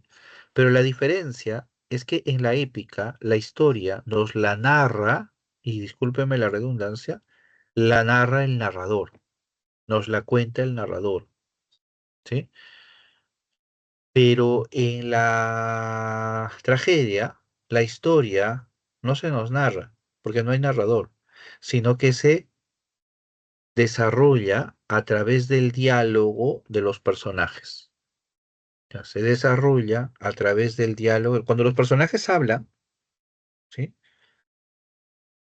Es ahí donde se va planteando y desarrollando la historia. ¿Ya? No es lo mismo, por ejemplo, ¿no? Permítanme este ejemplo así, muy común, pero es para diferenciar estos géneros. Es como si nosotros tomáramos Caperucita Roja, ¿no?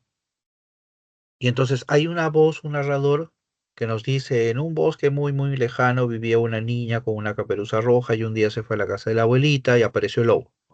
Ahí está. Nos va contando, narrando los hechos. Y otro es lo dramático, donde no hay narrador, sino la voz de los personajes, ¿no? Y entonces no hay narrador, simplemente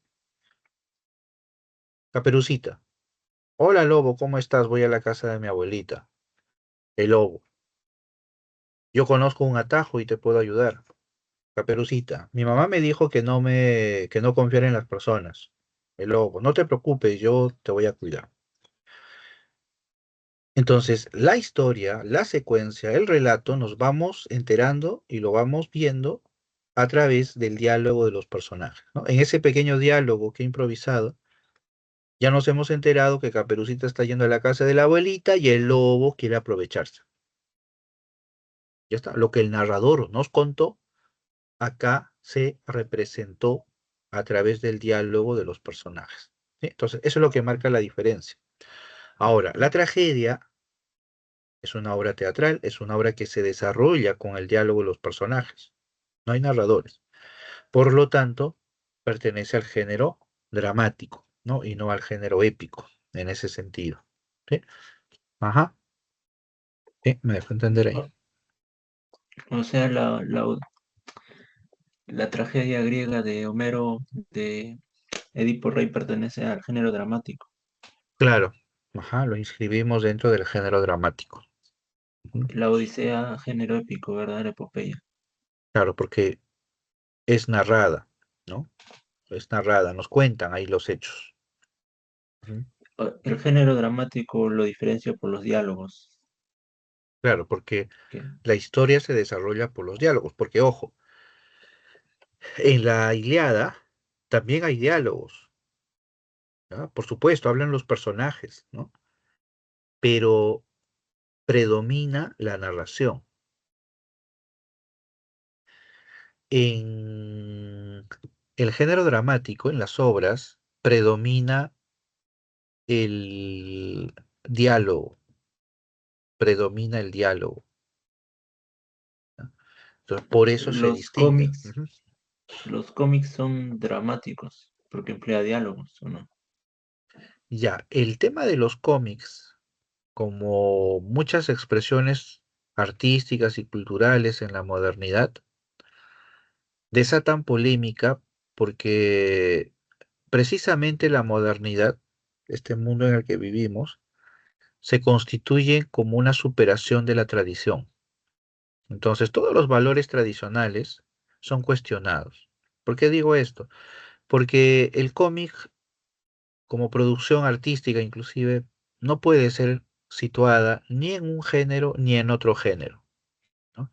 ¿Por qué? Porque el cómic tiene primero imágenes, ¿ya? Segundo, en esas imágenes aparecen los diálogos de los personajes. Dos. Tercero, regularmente los cómics tienen estos apuntes, ¿no? Que los llamo así, pero en realidad no son tanto apuntes, ¿no? Donde podemos percibir una voz que nos va muchas veces situando o describiendo o explicando la imagen. Entonces, ¿cómo calificar esa voz de como narrador? Entonces, eh, y encima las imágenes, repito, o sea, no,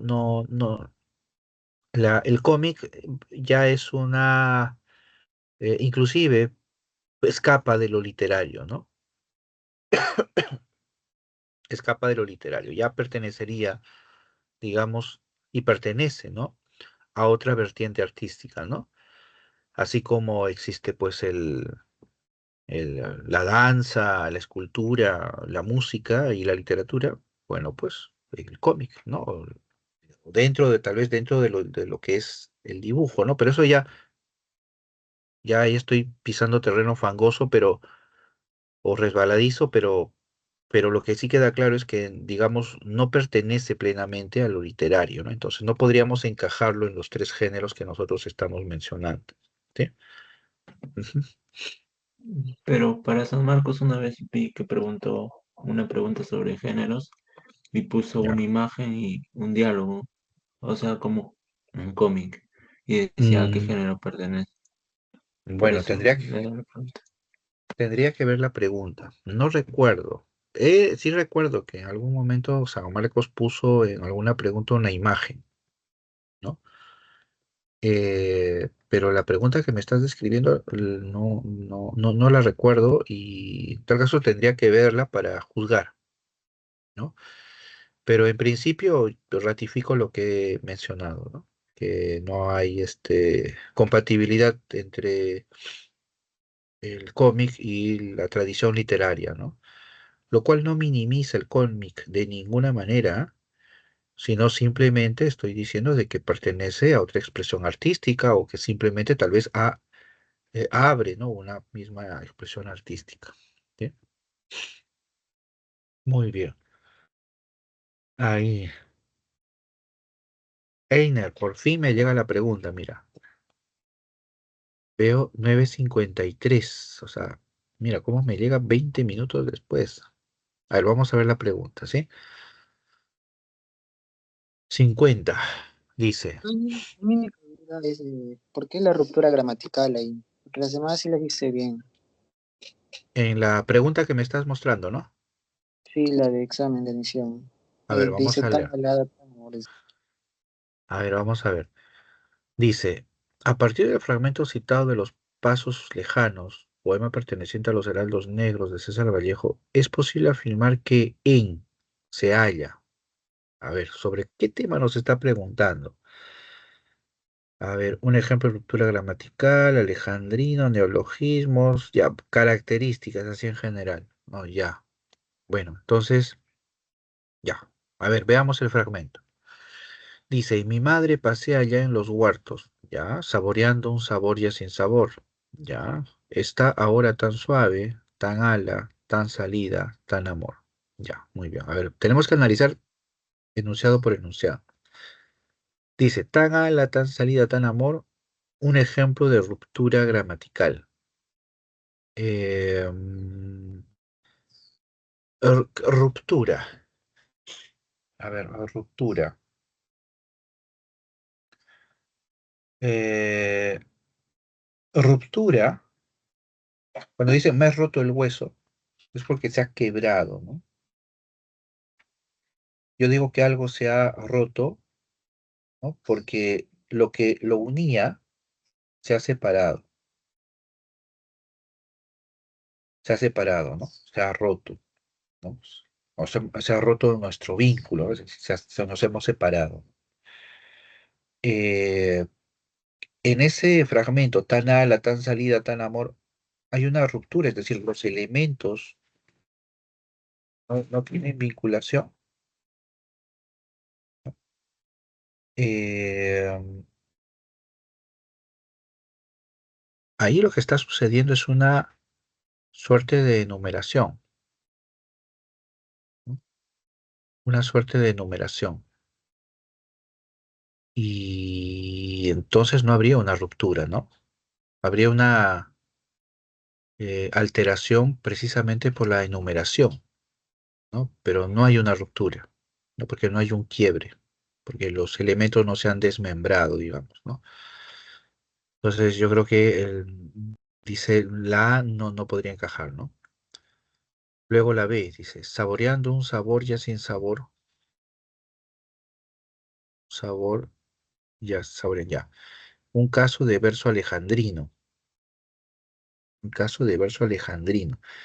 Bueno, este tipo de preguntas, este, ya casi yo la descarto de plano. ¿Por qué? Porque es una pregunta técnica que no se suele enseñar en las academias, es decir, que es conteo de versos, métrica, ¿ya? Eso no se suele enseñar. Entonces, que te pidan esto ya me parece que es un distractor simplemente, ¿no? Pero en tal caso lo analizamos. Dice, saboreando, a ver, saboreando, inclusive acá han hecho el conteo, ¿no? A ver, uno, 2, 3, 4, 5, 6, 6, 7, 8, 9, 10, 11, 12. Ah, no, ya me pasé, qué gracioso. Estoy contando todo el enunciado. Uno, 2, 3, 4, 4, 5, 6, 7, 8, 9. No, no es alejandrino. El alejandrino tiene 14 sílabas. Aquí no llega ni a las 10. Así que no es. La B descartado de plano. C. Profe, Cada en eso sustancia. de ver, para contar versos, ¿cuántos tipos de versos? Creo que había escuchado el verso alejandrino y había otros tipos de versos también que tenían así diferentes números de sílabas. Claro, nosotros en el curso estudiamos, mencionamos, ¿no? El verso alejandrino, el verso endecasílabo de 11 sílabas, el octosílabo de 8. eh, por ahí hemos mencionado el pie quebrado, creo, ¿no? Pero no se trabaja más. Esos son los que hemos mencionado nosotros. Ahora de ahí existen otros más, ¿no? Existen otros más, ¿no? Y Pero, eso de hexámetro, una vez eh, leí una pregunta que decía hexámetro, versos en hexámetro. claro. Claro, pero el hexámetro se menciona por el caso de la Ilíada y la Odisea, ¿no? O sea, no, tal caso quiero aclarar, ¿no? En el temario de San Marcos no hay una sección que diga tipos de tipos de verso, donde uno entonces tenga que enumerar todos los versos, sino que muchas veces mencionamos algún tipo de verso simplemente porque estamos abordando algún tema en particular, ¿no? Por ejemplo, el hexámetro lo mencionamos porque hablamos de la Odisea y la Ilíada, poemas que están compuestos en hexámetro. El hexámetro no es un verso tradicional, es un verso antiguo. Tal es así que ese verso no se compone en sílabas, ¿no? Sino que tiene que ver mucho con la pronunciación. Tengamos en cuenta que estamos hablando del griego antiguo, ¿ya? Y entonces son otras medidas, ¿no? Es otro tipo de verso, ¿no? Pero ese es el sentido. Ujú. Entonces la B no va. La C, ¿no? Dice, cada sustantivo del cuarto verso, ya, cada sustantivo del cuarto verso, ya, se halla la formación de un neologismo. Cuarto verso, allá, a la, a la salida, amor.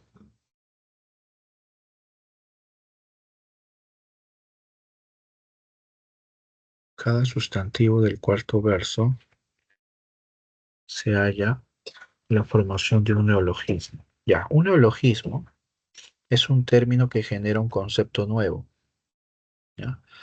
Entonces acá no podríamos nosotros decir eso, ¿no? Un neologismo viene a ser, por ejemplo, lo que usaba Vallejo, ¿no? La palabra cancionan, por ejemplo, ¿no? Cancionan, ¿no? Cancionan. La palabra cancionar no existe en el castellano. Eh, y es un neologismo porque genera un concepto nuevo, ¿no? La idea de crear canciones, ¿no? Cancionar, crear el canto, ¿no? Entonces, en ese sentido, ¿no? Ahí presenciamos un neologismo, ¿no? Pero acá no, ¿no? Acá ala, salida, ¿no? Amor, es son palabras, ¿no? Cotidianas que, claro, en el orden en el que se ponen generan un sentido diferente, ¿no? Pero no son neologismos. Entonces, hasta acá, ninguna. Vamos con la D. Dice los términos sabor y amor. ¿Dónde está sabor y amor? Se halla el empleo de la rima sonante. Bueno, acá dice, ¿no? Sabor y amor. Ujú. Ya, podría ser, ¿ah? A ver, vamos a verla ahí. Vamos a verla ahí. Mm, Dice, la mención a la madre, el tema del matriarcado andino, ¿no? Aquí dice, mi madre pasea, habla de la madre, ¿ya? Eso es cierto, pero no se aprecia que hable del matriarcado. ¿Qué es el matriarcado?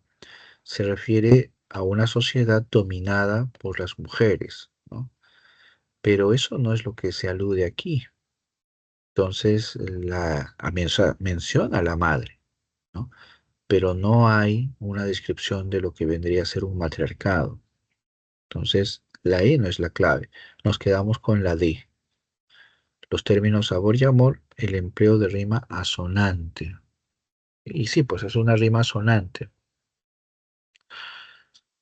La rima asonante es una rima donde al final de cada verso concuerdan las vocales, más no las consonantes, ¿no? Por ejemplo, aquí, sabor, la vocal, la sílaba bor, concuerda con la sílaba mor, ¿eh? La misma vocal, núcleo silábico, pero las consonantes varían. Cuando se produce esa coincidencia, hablamos de una rima asonante, ¿no? Entonces aquí es correcta la respuesta, ¿no? La D. La D es la clave aquí. La E no, porque no hay un planteamiento de matriarcado. ¿Mm? Profe, ¿puede No hay. ser más ejemplos de eso de consonante y asonante? Por ejemplo, acá tenemos otro, ¿no? Fíjate al final del verso primero y tercero, ¿no? Huertos suave, ¿no? Aunque aquí no hay, ¿no? Huertos y suave. Bueno, pongamos un ejemplo.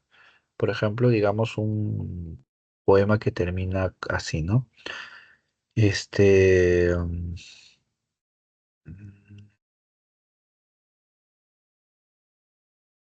y así yo dijera, Me gusta, ¿no? Hablando de una mascota, ¿no? Me gusta tocar su pelaje porque es muy suave. Ya sé que no es muy inspirador, ¿ya? Pero pelaje y suave, ¿ya? Ahí encontramos nosotros en el primero la estructura AE, ¿no? AE, aje, pelaje, ¿no? AE. Y abajo encontramos también una estructura parecida, suave, ¿no? Suave, ¿no? AE nuevamente, ¿no? Aunque hay un diptongo, pero AE. Entonces, ahí hay una coincidencia, ¿ya? Pero no es una coincidencia plena porque las consonantes no son iguales, ¿no? Pelaje, suave. Entonces, se produce una rima, pero como no es completa, se le llama asonante, ¿ya? Porque no es absoluta. Tal vez para también precisar el ejemplo, hablemos de una rima consonante, que es una rima perfecta donde las sílabas son iguales, ¿no? Por ejemplo, si dijéramos acción con canción, ¿eh? Acción y canción, ¿eh? Vean ustedes la sílaba final, sion, es igual, o sea, es la misma, ¿no? Con tanto vocales como consonantes, ¿no? A esa rima se le llama rima perfecta, ¿no? O rima consonante, ¿no? Entonces acá se pide a la rima asonante, ¿no? Y esa rima asonante es la que parcialmente coincide en cuanto a las vocales, pero en cuanto a los márgenes silábicos, es decir, las consonantes, no coinciden. ¿Sí? Muy bien, ¿me dejo entender? Ujú. No, profe, ¿por qué no rima amor y bor, no? Pero, bueno, Sabor, no ¿no? se cuenta solo Sabor, las dos.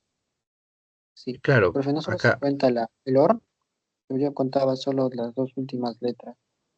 Por eso eh, me se pareció cuenta, claro, pero se cuenta la sílaba tónica, desde donde aparece la sílaba tónica, ¿no? En este caso, la sílaba tónica de sabor es bor, y la sílaba tónica de amor es mor, ¿sí? Ah, Entonces, se cuenta todas las la sílaba tónica.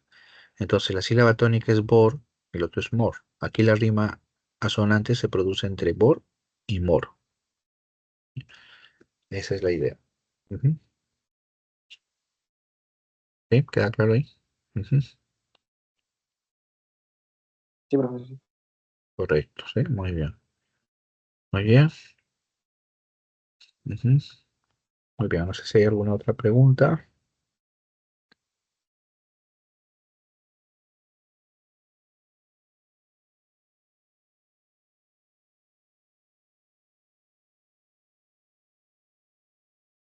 Mm. Dime, Luisa, ¿qué tal? ¿Cómo estás? Buenos días, profesor. Le acabo de mandar una pregunta donde tiene un cómic y dice, en los parlamentos de cada de los personajes de las viñetas del cómic se puede apreciar el predominio del género literario, ¿no? Un cómic.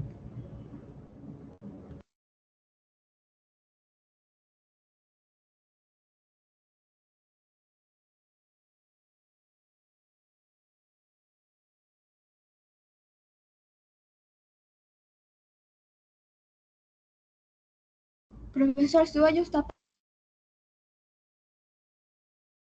Ah, perdón, discúlpame.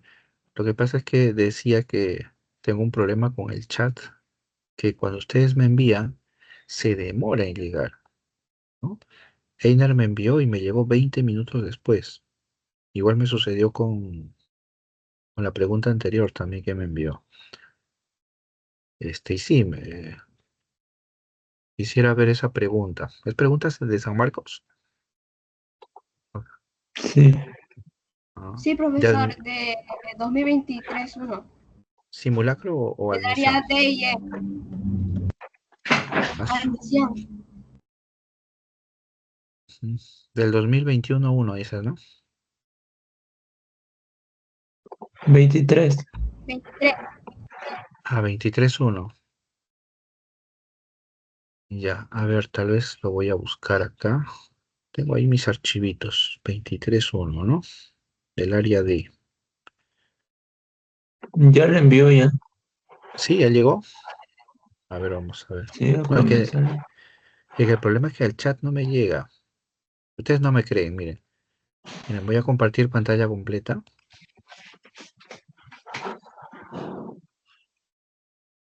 Ya, mira, estoy compartiendo, creo, pantalla completa. Este es el chat que tengo, ¿verdad? Lo refresco y no estaba. Esta es la pregunta de Inar hace un rato. Se demora, ese es el problema. Voy a esperar, pero voy a ir a buscar porque yo tengo acá un repositorio de exámenes y podría encontrarlo quizás el de 23.1 me dicen, ¿no? Ya, a ver. Ah, Ahí a ver. el drive. Ajá, el drive. A ver, ¿dónde está la temario? Mm,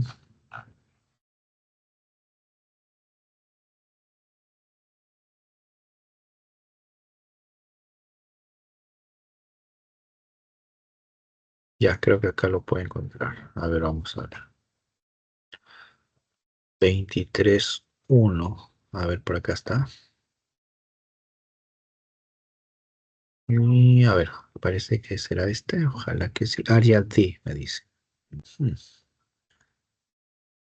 A ver, vamos a ver. Va a tener que hojear todas. A ver, por acá. Este es área A. Este es área B. Este es el área D. El E debe ser, ¿no? El área E. Y acá está el área E. A ver. A ver, vamos a la búsqueda de la pregunta válida. A ver.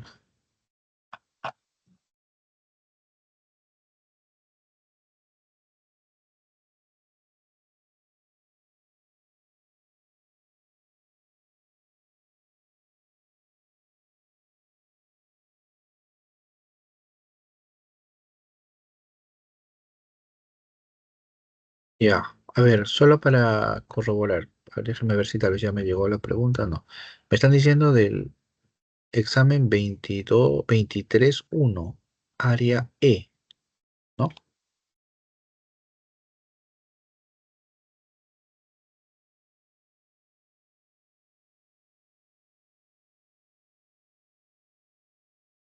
Sí, ¿no? Área E, 23.1, área E. Sí, profesor. Ya,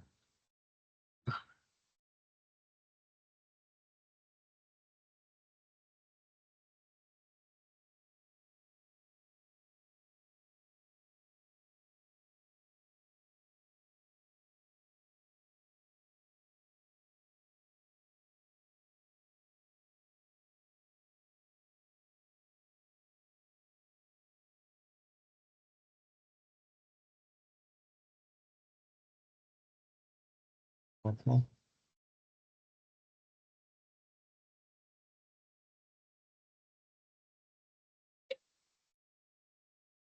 acá está.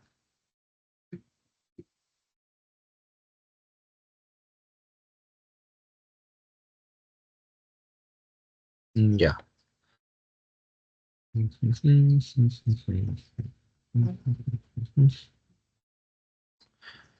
Ya, a ver, ya lo encontré ya. Voy a compartir pantalla.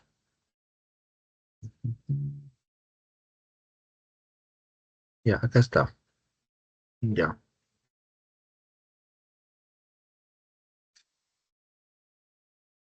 Ya, este es, ¿verdad? Esta es la imagen.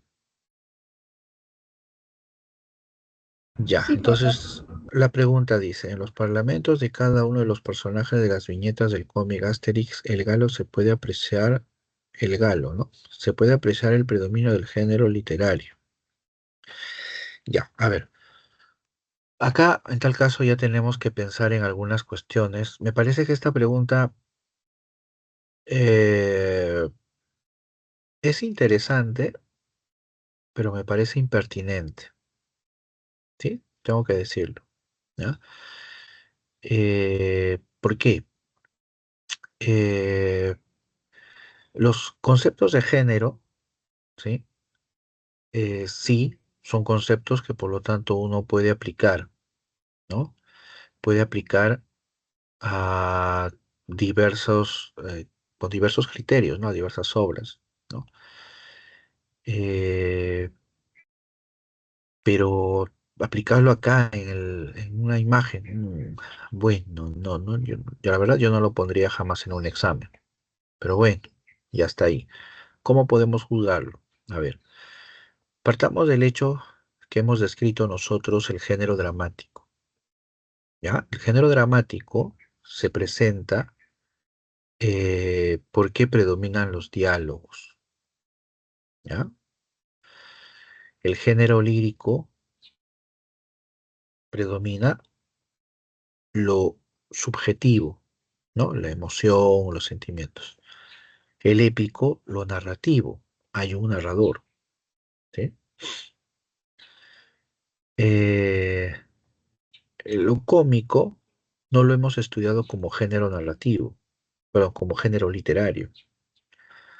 Y lo narrativo tampoco lo hemos estudiado como género literario, pero se lo suele mencionar como género, pero al igual que el épico, necesita un narrador, ¿ya? Entonces, ciñéndonos a estos conceptos, ¿ya? Ciñéndonos a esos conceptos, ¿sí? Eh, podemos analizar la imagen, ¿sí? Diciendo lo siguiente. Vemos ahí personajes dibujados que mediante los globos que se los señalan, se expresan lo que ellos están hablando, ¿ya? En ese sentido, hay un diálogo, porque están conversando. Hay un diálogo, ¿ya? Entonces nos acercamos a lo dramático. Eh, nosotros ahí podemos observar un narrador, es decir, alguien que nos esté contando en este fragmento, en esta viñeta, en estas viñetas, que nos esté contando los hechos. No.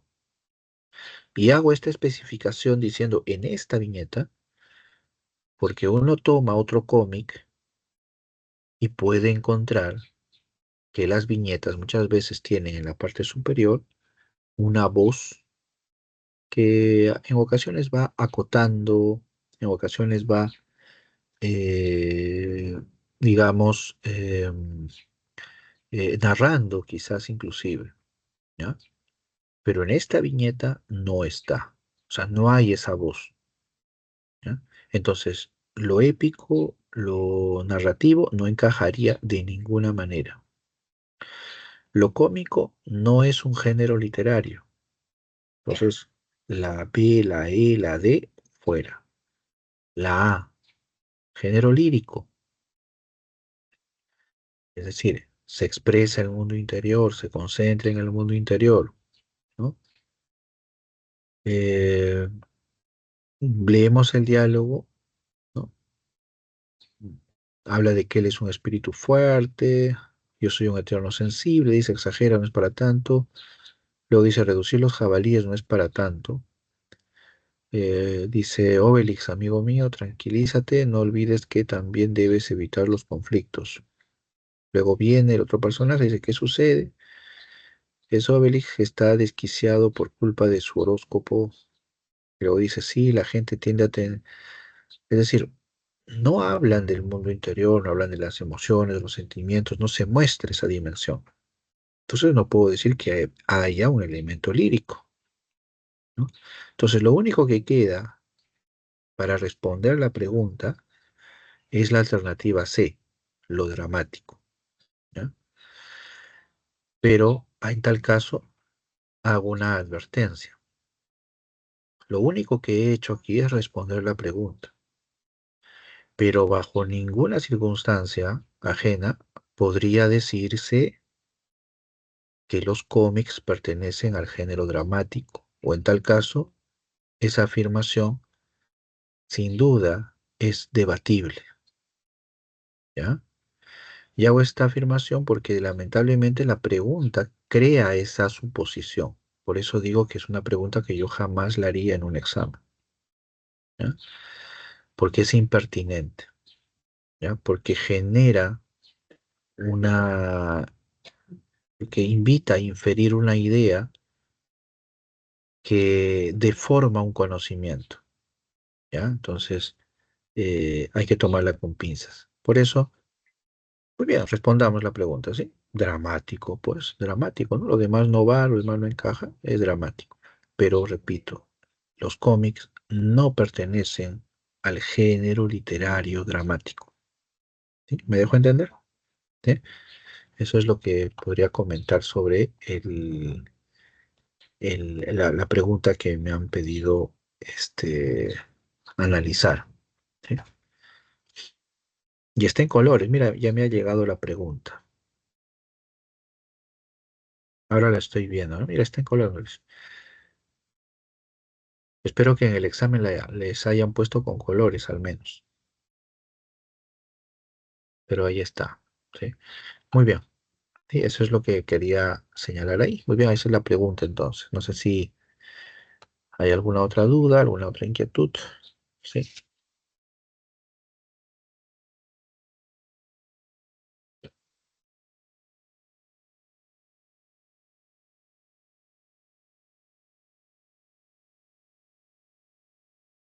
No, profesor. Muy bien, correcto entonces. Sí, muy bien. Ya estamos concluyendo entonces. Ya vamos a terminar la sesión. Recuerden que en consultas académicas también se ofrece los lunes de 7 a 8, los martes de 6 a 8 y hoy, ¿no? Y los viernes de 7 a 8 también, ¿no? De cualquier otra duda o inquietud. Ujú. Muy bien. Prof, El Raskolnikov, esa obra de, ¿cómo se llama? Ujú. De don, profesor, Sí, dale. ¿cómo se llama la obra donde aparece Raskolnikov? Ah, Crimen y Castigo. Ajá, ese es género dramático. Ya, en el caso de la descripción que se hace de esa obra, hay que brindar una explicación, ¿no? Primero hay que tener muy en cuenta que los conceptos de género dramático nos habla de, digamos, de formas de expresión, podríamos decir, ¿ya? De formas de presentar una historia. Y en ese sentido, las obras, ¿ya? No son enteramente épicas, ni enteramente dramáticas, ni enteramente líricas. Lo más seguro siempre es que en cada obra siempre estén presentes, de una u otra manera, expresiones de un género y otro, pero siempre va a predominar uno sobre los demás, ¿ya? Entonces, las obras no son enteramente líricas, enteramente épicas, sino que tienen elementos que se combinan, ¿no? De los diferentes géneros. Entonces, ¿qué sucede, por ejemplo, con Crimen y Castigo? Crimen y Castigo es una novela que tiene un narrador que nos relata una historia y por lo tanto pertenece al género épico, como lo hemos estado describiendo. Pero también en esa novela, el diálogo de los personajes es poco común en el sentido de que abundan. Podemos encontrar nosotros en la novela 4, 5, 6 páginas donde lo único que vemos o leemos es el diálogo entre dos personajes. El narrador prácticamente desaparece, ¿no? Y entonces toda la historia, la trama, ya no está a cargo del narrador, sino que está a cargo de los personajes al momento de conversar, al momento de dialogar. Entonces, es el diálogo el que lleva en ese momento la trama, la historia.